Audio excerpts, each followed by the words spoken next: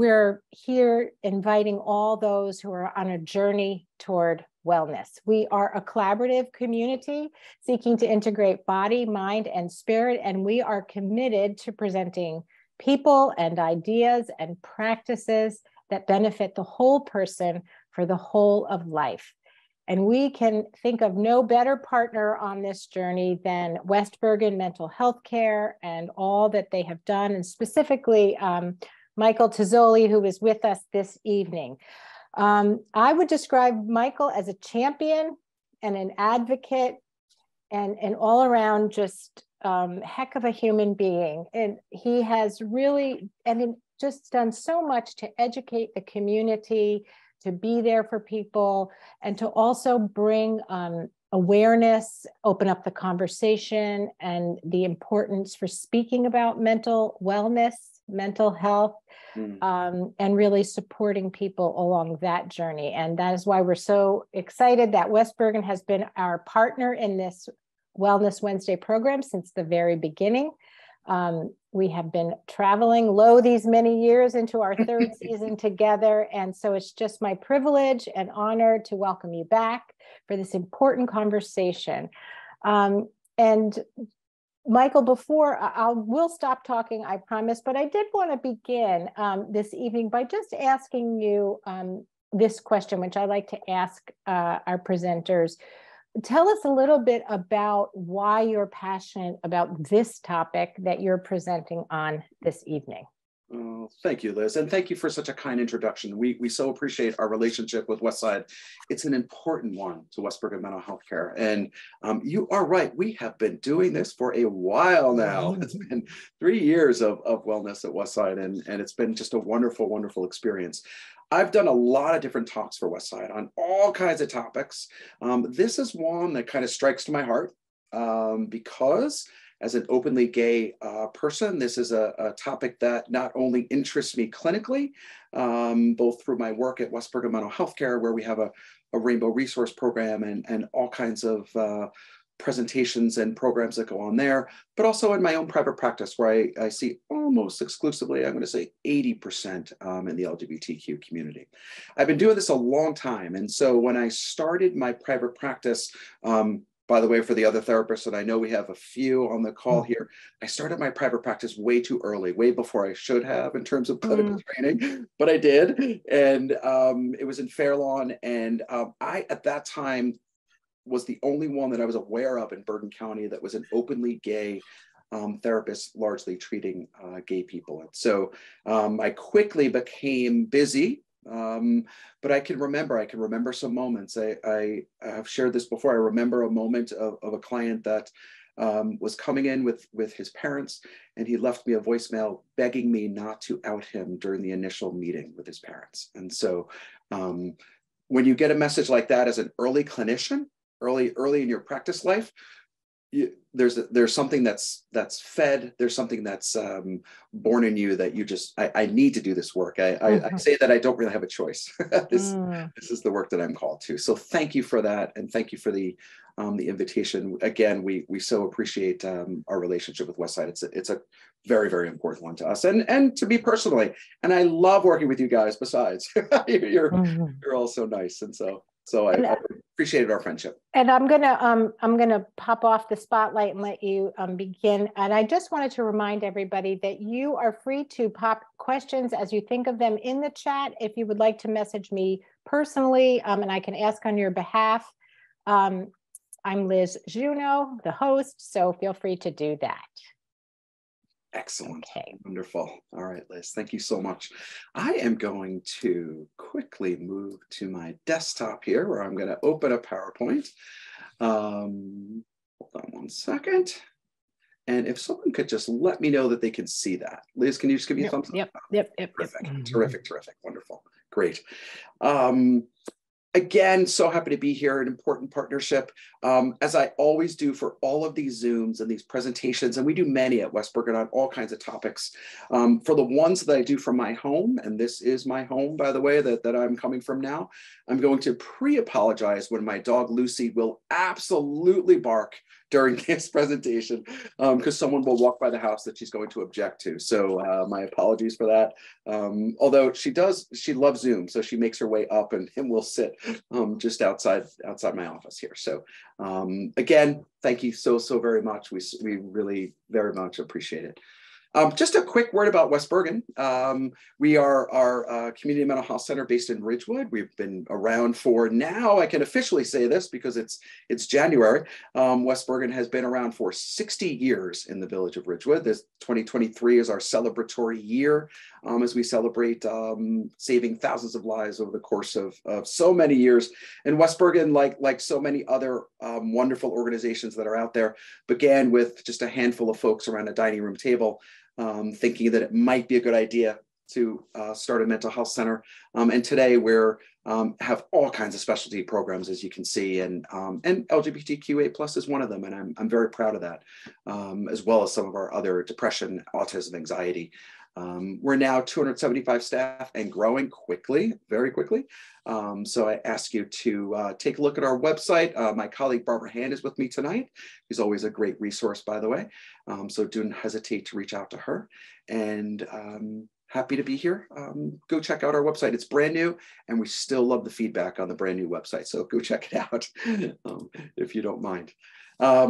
As we kind of start off, before we even start the discussion about LGBTQA, about being queer, about the whole process, I'd like folks to take a breath and really kind of settle in and think about for themselves, how is the concept of being different viewed in your house?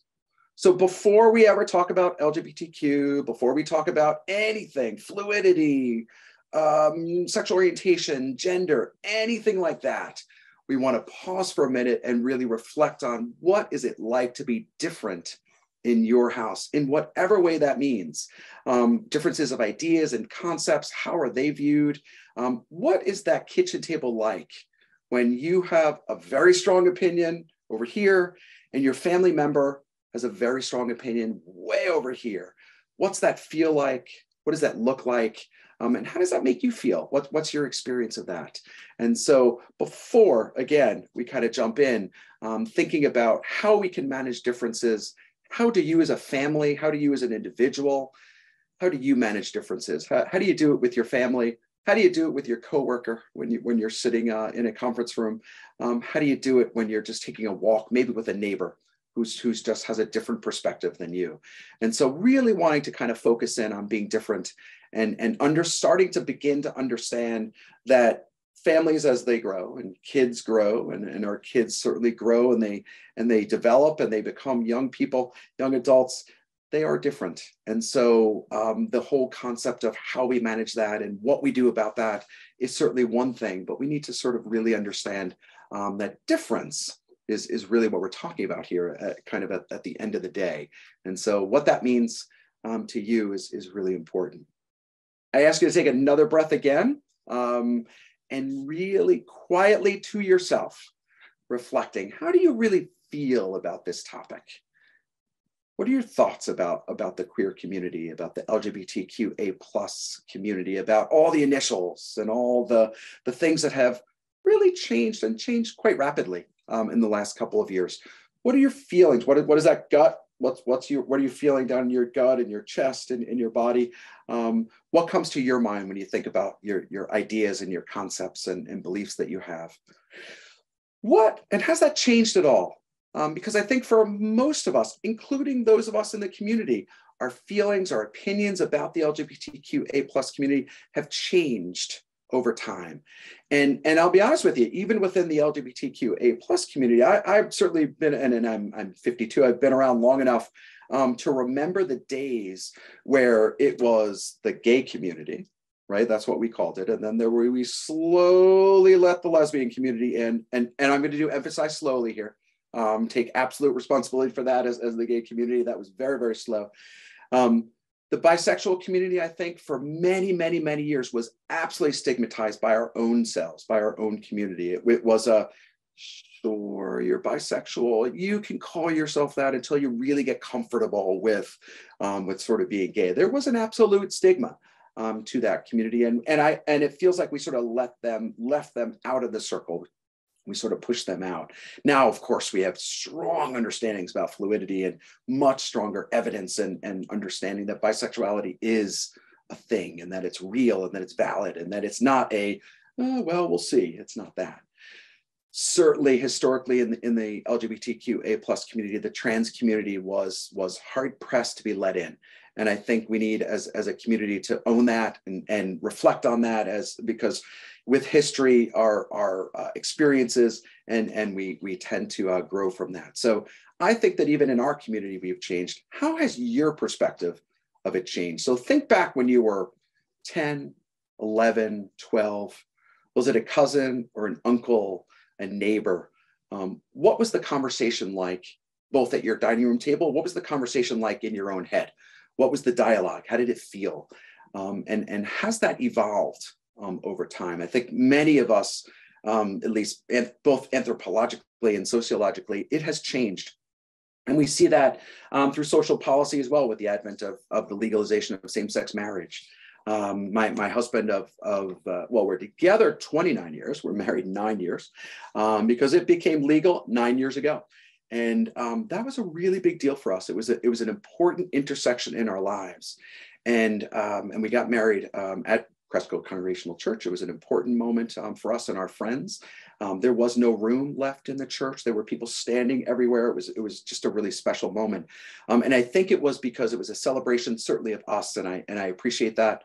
I'm also aware that it was a celebration of the moment, of the sociological moment and the anthropological moment of same-sex marriage being approved.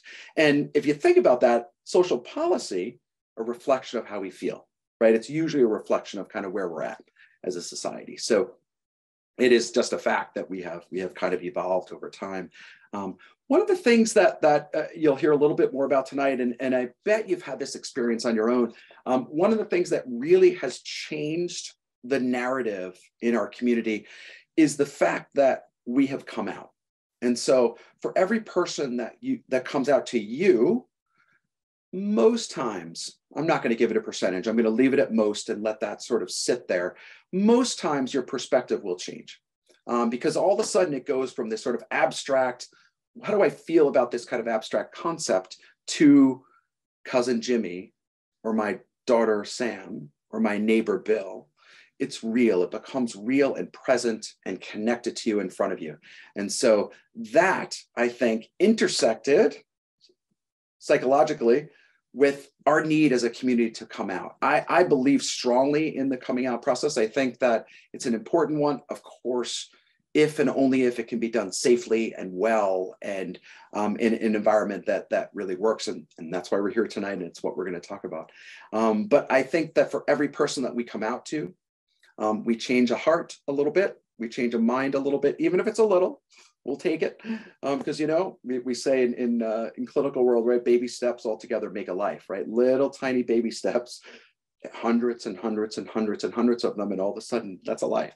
And so know that when you come out as a person in the community, when you come out as a person who has a family member in the community, and it is a coming out process for you, you change a heart, you change a mind. And so I feel a little bit of pressure as someone in the community to come out, because I think there's a meeting of the ways. I think that as we come out, the world changes a bit. So my little talk on that.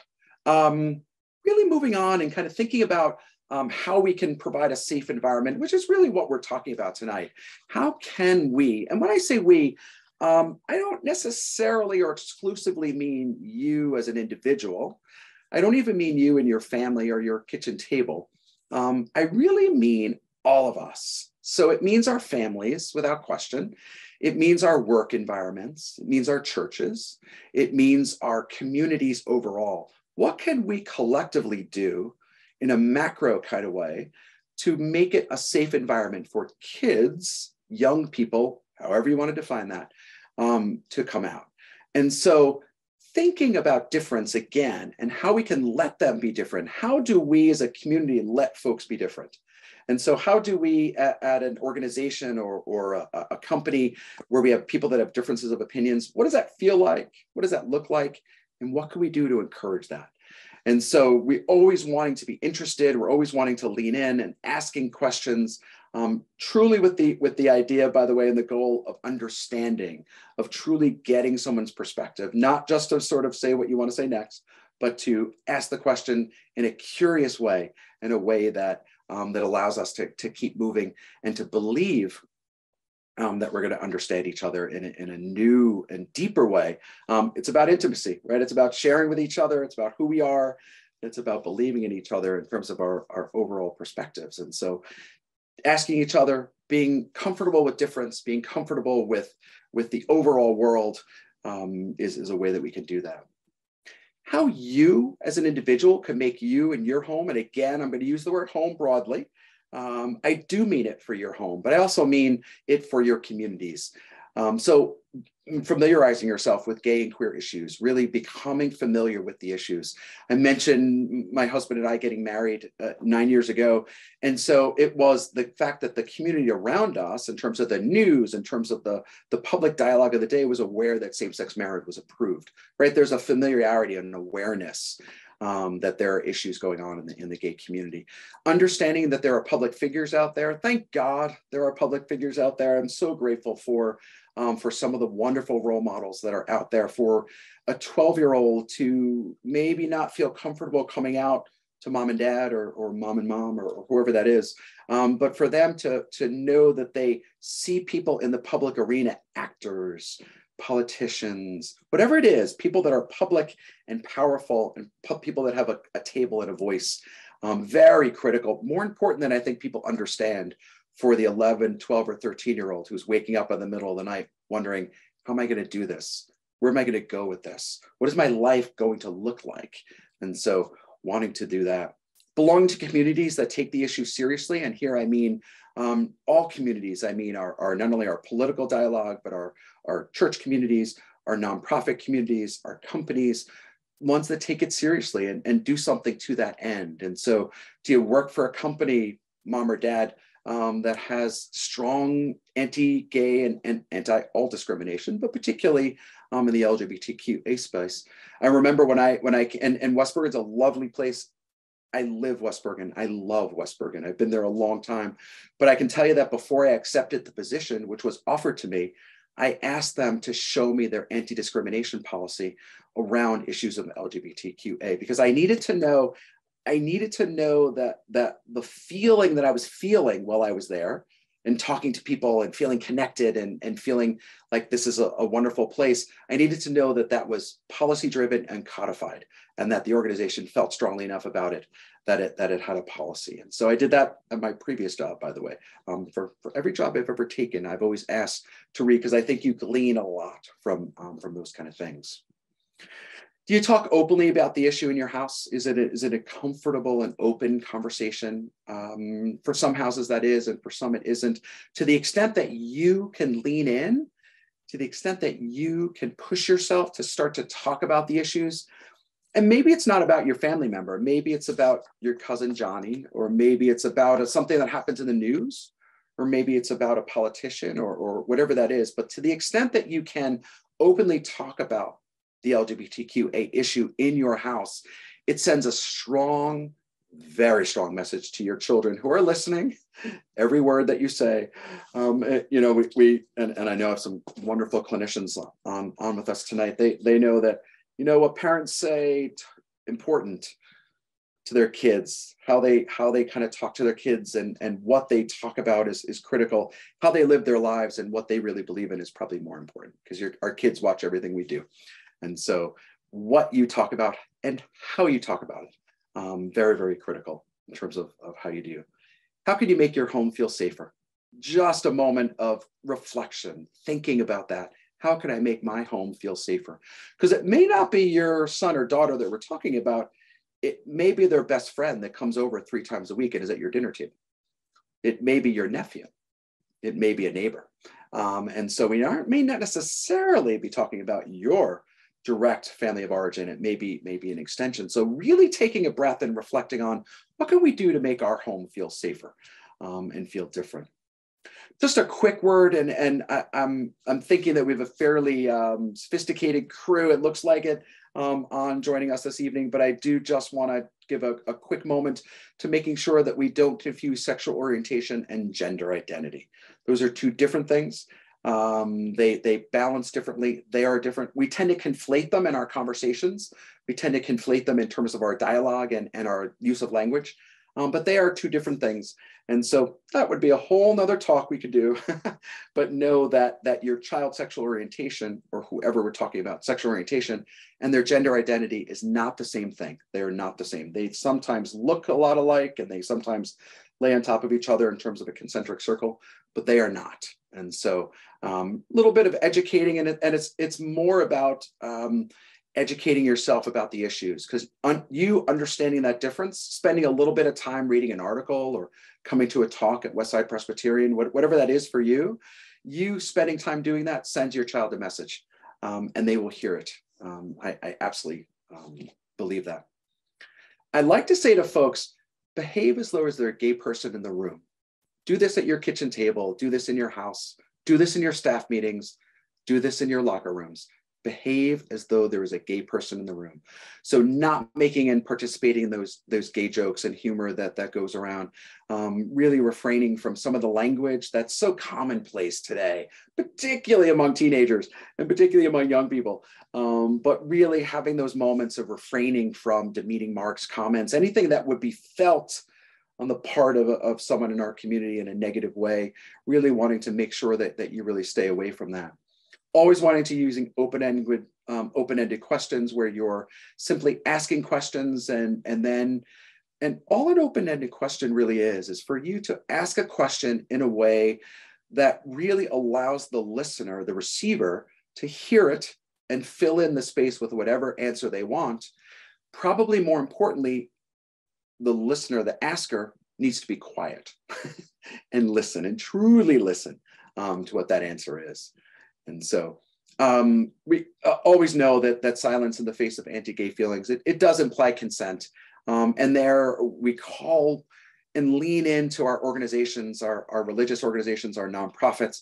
What are we doing? What are we literally doing for this community? Because if we're quiet, there's a difference between sort of acknowledging and affirming. And so we're wanting to just sort of stay away from that, and really wanting to absolutely stay away from those anti-gay feelings that can be acknowledged and talked about.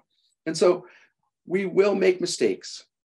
We will make mistakes with language. We will make mistakes with all kinds of relationships. Sometimes pronouns, he, she, they, that could be a confusing topic for cisgender folks. And I get that. I think where folks get nervous is not about making the mistakes. We are going to make mistakes. It's about what do you do with that mistake in the moment, right? It's about sort of stumbling on that pronoun, stumbling on that name. Perhaps the chosen name is different than the original name, and you stumble on that. Simply taking a breath, acknowledging it, and apologizing. My experience has been that 98% of LGBTQA plus people not only feel connected, relieved, and actually very touched when someone apologizes. It usually leads to a nice dialogue between folks, a little bit of education, and a little bit of sharing. And so I would really encourage you, if you make a mistake, don't worry about it. It's what you do with it. If you wake up in the middle of the night thinking, wow, I stumbled during that conversation during dinner, call your friend and just apologize. Not a big deal, but apologizing not only acknowledges it, but it pushes your relationship along, it pushes it along. And so wanting to do that. There are some hard concepts that are really challenging, I think, for families and for parents, and in all honesty, for organizations. And I think fluidity is at the top of the list. I think fluidity, as we understand that some things change over time, and this could be sexual orientation, or this could be gender. We're remembering that those are not the same thing. The fact that fluidity occurs can be really hard on folks.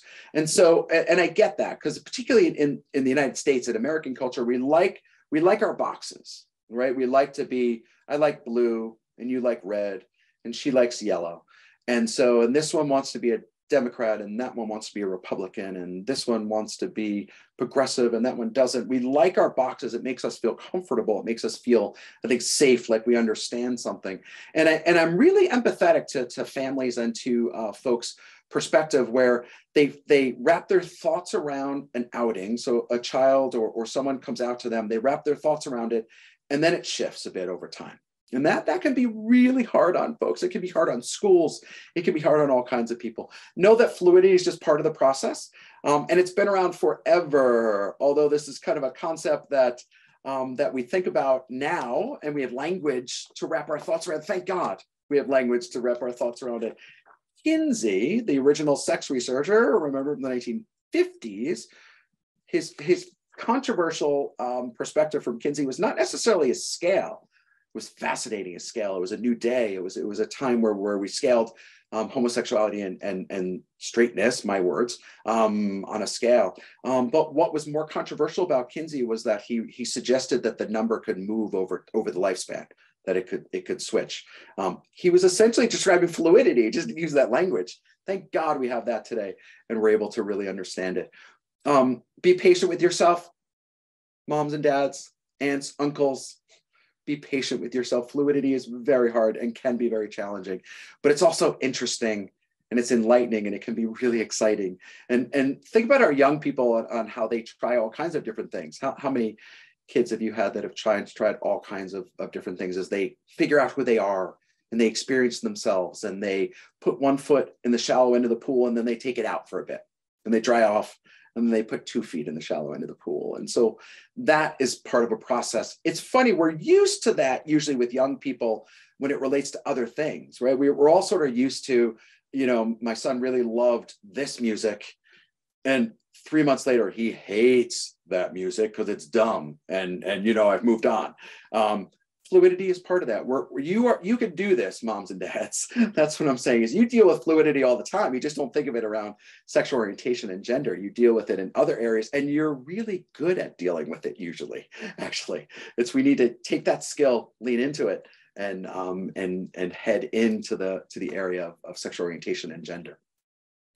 I do want to pause here for a second as well and talk about the word queer, which here we have a difficult concept for those of us, and I'm one of them, that are over a certain age, right? So for folks of us that are over, I'm going to use a number, and I'm looking for my other clinicians to chime in here. I'm going to say 25.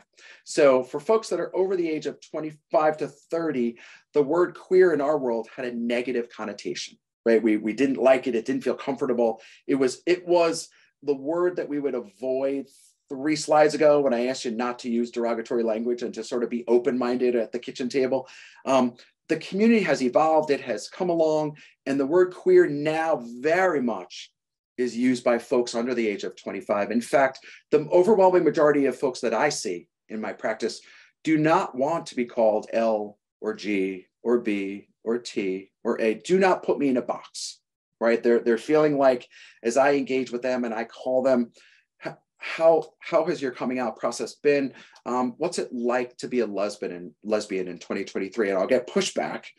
Don't put me in a box, right? I want some of it is that expression of fluidity, right? So some of it is that expression of movement on the scale. Some of it is simply this kind of an emotional desire to not peg me for something because I want room and space to move around in that. So language is incredibly important to our young people. It's incredibly important to us as well, but to our young people in particular, language is critical. So to the extent that you can get comfortable with it, with the word, I would encourage you to do so. It is an okay word to use. It's a comfortable word to use. Our young people want us to use that language and to be comfortable with that. And I get that for some of us, it really feels counterintuitive, right? We feel that little pit in our stomach. And I'll be honest with you, I still at times struggle with it. Not necessarily when I'm in session, that I'm very comfortable with the language, but 100% honesty. I'm at lunch, got to be 3 months ago, with a clinician who works in the space with the queer community. We were networking together because we do a lot of work together and referrals back and forth. And we were at, I think it was Park West Tavern in Ridgewood, and the tables at Park West are a little close. And he came in and he starts rattling off about sort of his queer clients and sort of the work that he does with the queer community. And in all honesty, I felt a little tightness in my stomach. I felt myself looking around at the room, wondering sort of like, who's around us and how are they experiencing this conversation? Of course, then I felt angry at myself for being judgy on myself and the process that we all kind of go through. But know that for those of us of a certain community and a certain age, this word has potency to it. We were exposed to it in a very negative way in our younger lives. And so what that means today is we need to move along. we need to come along and use this language, because your kids are going to use it. Your kids are going to use it in the classroom. Your kids are going to use it at your kitchen table. And so driving ourselves, leaning in, getting comfortable with that really is a way to do that. And the world has really evolved. I recently went and had the privilege actually of going to a doctoral dissertation defense, right? So a friend of mine defended his dissertation, and this was at Fordham, and the degree was in theology, and the title of his paper was on queer theology and sort of self-reflection. And so, wow, what an opportunity! And I, as an alum, thought, wow, this is amazing to be sitting on this campus where I would not have used that word when I was here. And here we are at a doctoral dissertation at a defense, and it is part of the lingo. It is part of the community. It is part of kind of who we are and what we're about. So the word is here. Let us try to get comfortable with it to the best we can. Another challenging topic, and this is a very common one, and one that we don't talk enough about, in my opinion. What do we do when someone else's kid comes out to me? Right? This is not necessarily about your son or daughter. What do you do when your son's best friend sitting at the kitchen table with you and comes out? How do you feel about that? What's that like? You have this information, and here I'm speaking out to my therapist friends. I'm also speaking, Liz, to our clergy, right? Because there are people that are going to come out to you before they come out to their family. There's often an order of comfort. It's not unusual at all for family, particularly parents, to be much lower down on the list in terms of the order of folks coming out to. And some of that is because we practice it. And some of it is because we take chances and we feel comfortable and safe with friends and with our clergy and with our neighbors and those people that we go to school with. But it means that they trust you, right? It means that there's a relationship there. It's a very powerful moment. I will tell you, as a person in the queer community of that age from probably 15 on, I can remember each and every coming out conversation in absolute detail, where you sat, what you were wearing, what the conversation was, what words were used. So know that when someone is sitting at your kitchen table or in a meeting with you, or they're taking a walk with you and they come out, know that it's a really big deal. And so know that it's an important moment. And so know that level of trust, that level of intimacy, that level of sharing is really critical. And so always just wanting to be listening, empathetic, which I'm sure folks would be, but also asking, how can I be most helpful to you? Am I someone that you want to come to and talk with about this? How are you feeling about things? What's that like? And so that usually is fine, and it usually goes along, and then you're at Stop and Shop in Ridgewood or Midland Park or Wyckoff, and all of a sudden in front of you is the mom of this child that has come out to you. And you suddenly have this feeling like, oh my gosh, I have this really intense, personal, and important information about your son, and I cannot share it in this moment. And that's a tough moment. It's a tough, awkward feeling moment. I just want you to sort of reflect on that, take some deep breaths, know that you are in an important role. You are in a prized and special role. And so, but I'm also mindful of how that's going to feel, because think about it. Usually there are people that are close to us. If they're folks that are close to us, let's say our kids' children, our kids' friends, a lot of times because of that relationship between my son and that kid, you're actually fairly close with the mom and the dad of that kid. It's not atypical, right, to have multiple relationships in terms of families. And where do we go with that? How do we feel about that? That can be very, very hard. And so know that there are no magic answers here. There's nothing that advice-wise that we would give other than to say, keep it confidential, Know that you are prized in that moment, in that person's life, and know that you have to keep that confidence. You just have to. And I get that some time later on, it can be a little awkward and feel awkward, but it's an important moment and an important role. So when someone does come out to you, you're going to listen, and you're going to listen, and then you're going to listen, and you're going to really take it in. So opening dialogue, you're non-judgmental, and your stance, typically we want you to lean in and just be open-minded. And we're asking questions that are really designed to build trust and designed to elicit information. Your job here in this moment, moms and dads and aunts and uncles and neighbors, is to build trust whenever you can. That's the goal here. So as you are having someone come out to you, and this may be a 15-year-old sitting at your kitchen table, this may be your 45-year-old bachelor cousin that lives in Chicago that doesn't come home very often, but suddenly there's a wedding and he has a guy named Sam with him, and what's that about? And so all of a sudden there's a conversation that happens and there's a coming out process that occurs. Know that no matter when that is, age, developmental, doesn't matter. It's an important moment, and your stance, how you react, how you respond, is felt by the other person. And I really do mean felt by the person that is coming out to you. And so leaning into that, learning how to do that, and wanting to do that well. Because I promise you, if someone has come out to you, it means that you have sent messages in all kinds of ways, many nonverbal, that it's an okay and safe thing to do. It will not be the first person that will come out to you. So you will get used to it over time, but know that the first few times can be a little awkward. A question that we always get, I get this question often in the community. I think that my daughter is gay. I think that my daughter may be trans. I think there may be something going on there. Is it okay to ask? A pivotal question, an important one, and there's of course no right answer here. Obviously varying depending on your relationship with your child. And I usually say to a parent to sort of trust your gut.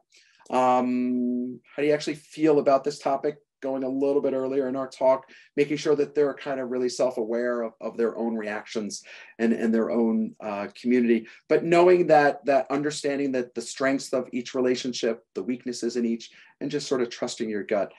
I will say that there are times that it really is okay to ask, and that people in our community feel relieved by that. Other times it's not. And so tough one. Think about what your relationship is like. Think about how safe they feel or they don't feel, and what your reaction is going to be. And you're going to do all kinds of other things, as we talked about earlier, right? You're going to be talking about this topic at your kitchen table, and you're going to be bringing this topic up as we move forward. So that's going to send messages, hopefully of safety and coming out. Finally, as we're going to wrap up here momentarily with the formal part of our presentation and just open up to some questions. But I also like to explain to families and to folks that your child has come out to you. Okay, in this example of Johnny, he's come out, he's 15, he's come out to the family and it's going well. Know that as Johnny comes out to you, you have now begun your coming out process. Moms and dads, aunts and uncles, your coming out process, which is different than his. Not only is it different than his, but it moves at a different pace. And so that can sometimes, and here, sometimes some family work with a good therapist can help sort of make sense of the fact that Sam is ahead of you 5 blocks and you're kind of catching up, because Sam's been thinking about this since he was 9. And so he's had the benefit of 6 years and you've had 6 weeks to kind of process this. And I do, when I work with my kids in my practice, I often remind them, you've been thinking about this for a while. Let's give mom and dad a little bit of time to catch up, right? In terms of their emotional processing and in terms of kind of thinking it through. But you also have to come out. What are you going to say to your family, your friends? What do you say to your great aunt, your 90-year-old great aunt, when she arrives and your daughter is now presenting as your son and wishes to be called by a different name? That's a coming out process for mom and dad. And so wanting to build support, absolutely wanting to look into for folks that could be supportive of you. Great organization here in Bergen County, PFLAG, Parents and Friends of Lesbian and Gays. It is essentially a support group for parents. Know that they are there and they are for you. And they are just really wonderful in terms of that process. So with that, I am going to stop sharing, open up for questions. Our contact information is here. And I see a question already, a hand up. I see Dr. Joe chiming in. Join us, sir. Michael, a wonderful talk. Thank you very much. I think this talk will, you should go on the road with this talk. It's very helpful. Thank you. When you talked about difference, I was reminded of a book I finished last year by Andrew Solomon called Far From the Tree. Yeah, good one. It's one of my favorite books. It's a good book. I would recommend that book to everyone, Far From the Tree. It's really quite a tome on difference and how there are so many kinds of differences, right? It's really a very well-written book. And absolutely. Thank you again. Great suggestion. Yeah. And I believe there's a documentary of the same title with the same subject matter. Maybe Netflix. Yes. Yeah, very important. So I have a quick question. Michael, what would you do? Because I've heard this relatively recently and fairly often when you have a child who has not necessarily come out as lesbian or gay or transgender or any of those things, but simply is someone who identified as Bob and now wants to be called Blair because Blair is not identifiable as either male or female and is simply just not wanting to be identified with either. And I know that some of my friends who have school-age children wonder how you handle a situation like that. Do you have any thoughts? Great question, and actually more common than we think. I agree with you, Barbara, that we're seeing quite a bit of this. We're seeing, again, that concept of don't put me in a box, right? Don't put me in any box, particularly a gender box. And so the sort of proverbial male versus female rejected by some people, you're quite correct. And so they often will decide that they would like to be known by a different name. And you're right, though, that doesn't necessarily mean that they're trans or that they're that anything's going on in terms of the queer community. So absolutely, we would want to absolutely lean into them, respect their decision, first of all, trying to understand our own feelings and making sure that we don't sort of react too strongly about it, that we get comfortable with it. Again, it's that sort of classic parenting challenge of how do I get comfortable with something that's making me uncomfortable, right? How do I kind of lead into that, and how do I do that? Respecting their request for the name. Luckily, particularly in the Northeast, it is not unusual in schools now. Just about every one of our kids has a kid in their class that is going by a different name other than the one they were given at birth. Their so-called dead name, by the way, is what the trans community calls it. So know that fairly common. So the school may be able to handle this, and you may be able to handle this. The question would be that if that child is able to come to you and express this, and say that I really want this name change, I really want to be referred to in this way, then my guess here is that you have a child that is fairly articulate and that is fairly comfortable having the conversation. And sometimes our kids are ahead of us a little bit in terms of having conversations, so we need to catch up to them. So as you catch up to them, getting comfortable just asking open-ended questions. So help me understand, a great therapist question, by the way, that you should all steal. Help me understand. It's a great open-ended question. Help me understand why this is important to you. Help me understand what this is about. I want to be supportive of you. And the better I understand it, the more that I can help you make sure that we meet your goals or achieve what you're hoping to do in this space. So open-ended, non-judgmental, aware of your own feelings would be the three top things that come to my mind. Excellent. Thank you so much. Thank you. There's a question here. Can a child know at age 6 that he is a girl and have a name change and change the presentation, change his name? Is it possible to have a true feeling of gender at age 6? It is actually. The research shows us that that's right around the age that sometimes those things happen. And it's not unusual to do a social transition during that time. Of course, we wouldn't be doing anything medically at that time, but a social transition wouldn't be atypical. If you really have a mom and dad that are aware, and it sounds like you might in this question, my guess is that as you really reflect on it, you probably noticed things prior to the age of 6, right? Prior to the age that the child came to you and had this conversation, where they just were using different kinds of toys, they were acting in a different way, that they had attraction to different things that were less traditional gender driven. And so it isn't unusual. I'm not going to say it's common, but it is possible that at a young age, you'll have a child that will socially transition and wish to be. And usually it's a slower process. So there's you'll find the child wants to pick out certain clothes to begin with, right? And so that's usually how it gets expressed at the beginning. Maybe wear their hair in a certain way, and start doing some things that lean into that gender. And so, yes, not atypical, believe it or not, at all. Yeah, this question is highlighting that good to hear the articulation of questioning gender ID is not the same as sexual ID. And that, I think you said, oh, there's a lot of educated people on the call, and you didn't maybe have to go over that, but maybe it is helpful for those gathered. Sure. Yeah. Sure. So sexual orientation is who we are attracted to. So who we are romantically, sexually attracted to, who we feel driven to be connected with. Gender is how we identify in terms of male, female, or non-binary, right? And so there's some other subtleties here, but largely those two are different. And so sexual orientation, again, LGB, right? Usually, although there's asexual as well and ace and some others, but gender is really how you identify in terms of what we were just talking about, actually, a young person at the age of 6.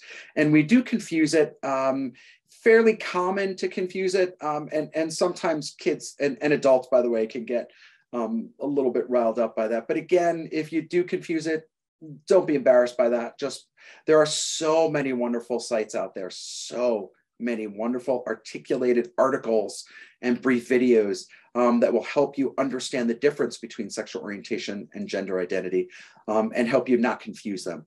I get that it's hard, and I get that it's a confusing topic, particularly if you are cis, and cisgender, by the way, simply reflects someone that identifies the gender for which they were born. So for example, I was born a male, I identify as a male, so I'm a cisgender male. Cisgender folks often get confused by that, by the difference. And I really do get it. I get that I'm empathetic and absolutely can understand how we can bump into each other around this one. So this goes to really educating yourself. This goes to truly trying to understand the community and understand who the community is. And having those conversations with our kids. By the way, your kids will explain it to you pretty well. In the way that they explain to you about your iPhone, they likely will help you explain. Yeah. I had a situation with somebody whose child had kind of come out in the same way, going through a very difficult time in the family, divorce and a lot of issues going on. And the young boy sort of started identifying as a girl and changed the social presentation. And the parents really said, well, we're not going to worry about it. We're not even going to address it. They are just doing that for attention because they know that nowadays, this is what we do for attention. And I found myself a little gobsmacked, like I wasn't sure how to address that at all, because I didn't, and do you see that kind of almost like reasoning behind it? We nowadays? do. Yeah. We do actually. Yeah, it's not unusual, and particularly in a family where let's just put it in a family where there's a lot going on, right? So there's multiple issues going on, multiple variables, lots going on. The child's sexual orientation or gender, in this case, can be the shiny object that the family gets distracted by and thinks about, but then tells you that we're not going to think about it and we're not going to discuss it because we're going to ignore this. And they'll tell you again and again and again that we're not. Right. And so as the shiny object gets shinier, Mm. we don't see the other issues that are kind of flying around the family system. So that's my guess. And I know that that's the case. Of course, never hypothesize on folks that we don't see, but it isn't unusual, particularly for parents. And there are, I'll be honest with you, there are parents that have a hard time accepting that their child is somewhere in this world. And so that's very, very hard for some folks for all kinds of reasons. And sometimes they just can't do it. And so one way of not doing it is to sort of minimize that experience and sort of say they're just doing it for attention. They're just doing it for, whatever that is. My guess is there's something else going on in that relationship, but not unusual. I'm sorry to say. Yeah. Yeah. Liz? Yes. Hi, Liz. This is Nancy. Just a question for Mike and the general audience. I find that there is a deep need for those in the LGBTQ community to have a therapist and trusted friends, family, who will also walk with them in their faith journey. Because oftentimes I'm finding that those in, shall we say, a more fundamentalist or maybe evangelical group are having really deep concerns, not only about their sexuality, but also about their belief in God. So I just want to put that out there, that there is a really a need for those of us on the call to be trusted people, not only in the LGBTQ community, but those who are also trying to figure out their faith journey in this whole realm. Thanks, Nancy. Great question, and it is a topic that comes up in the work that we do all the time. Yeah, you're quite correct that it comes up, and know that there are lots of religious organizations of all kinds that are out there that are open and affirming and accepting. I recently was talking to a clergy person in a small church locally, who they finally put up a rainbow sticker right on their sign, and it was small, and they were beating themselves up because it was kind of small right on the sign. And I assured them that we notice every single rainbow sticker, no matter where they are, everywhere. So it does not need to blink. Blinking will be lovely. It doesn't need to blink. It doesn't need to do that. Know that message is loud and clear in our community. So I would also encourage each of our clinicians on the call. We notice, I have one in my office that's just sort of small, and it's in the waiting room, and it's just in a little frame. And so it doesn't say anything, doesn't have a sign, doesn't have a word. It just kind of sits there. So you're right. It's common, and I would imagine the other clinicians on have this experience as well, because our clients come in a space of LGBTQA plus, and very quickly we're talking about their entirety of their life and figuring out what they're about and who they are and how they can be. And so for many people, their spirituality and their faith community is part of that conversation. Thanks, Michael, for all you're doing. Thank you, Nancy, as well. Michael, do you have any specific resources that you recommend aside from PFLAG for parents and caregivers and family members, even siblings? Like, I have the book Unconditional, but I'm wondering if there are others that, And you know what, Sandy, great suggestion. I think why don't we sort of collaborate, a few of us, and put a little list together and send it out. I think that sounds important. So yes, I do have some suggestions, both from a book perspective, an article perspective, a YouTube video perspective, where folks can kind of understanding. And in terms of communities, the LGBTQA community in the city is amazing in Manhattan. They have lots of resources and lots of groups. And so let's put something together. I think it's a great idea, Sandy, and a good suggestion. And additionally, in that same vein, are there organizations or groups or spaces where we who are supporting young people can invite them into? You did mention the Rainbow Cafe at some point. Yes. So I'm a fan, and I know one of our Rainbow Cafe supporters, and gurus is on the call on the Zoom at this time, but Rainbow Cafe is an LGBTQA+ social program for children's ages 13 to 17. It occurs in Cresco at Cresco Congregational Church. It is not a religiously oriented program. It is a program where they do, and Carolyn help me, 4 dances a year, right? Christmas, Valentine's Day, summer, and fall. 5, okay, 5 dances a year.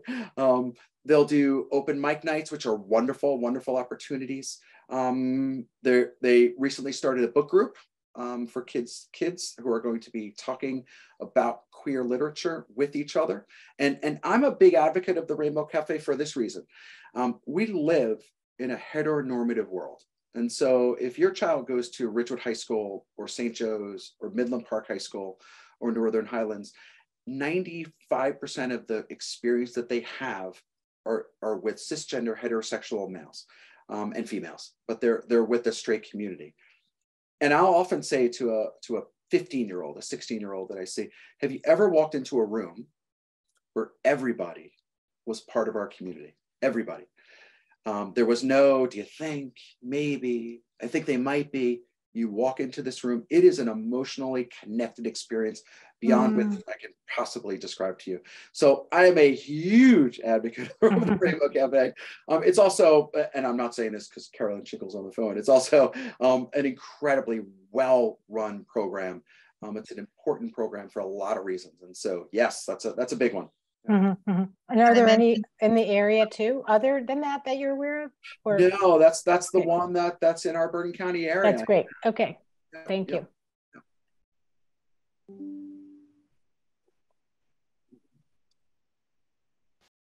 Other questions? Anything as we are sliding into? We do have a couple more minutes if anybody wants to sneak and 1 or 2 more questions.